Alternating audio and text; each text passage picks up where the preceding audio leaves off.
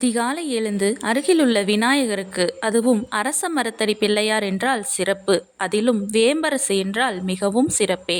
அவரை 11 முறை சுற்றி வந்து ஒரு குடம் தண்ணீர் ஊற்றி விளக்கேற்றி வழிபடுவது மிகவும் உன்னதமானது. அதுவும் இந்த மார்கழி மாதத்தில் தொடங்குவது நன்மைகளை அள்ளித்தரும். 48 நாட்கள் வழிபடுவது சிறப்பு.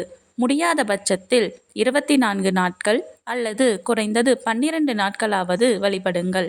இவ்வாறு தொடர்ந்து வழிபட்டு கடைசி நாள் விநாயகருக்கு சிறப்பு அபிஷேகம் செய்து சர்க்கரை பொங்கல் படைத்து அந்த சர்க்கரை பொங்கலை பக்தர்களுக்கு அன்னதானமாக வழங்கினால் உங்கள் வேண்டுதல் நிச்சயம் நிறைவேறும்.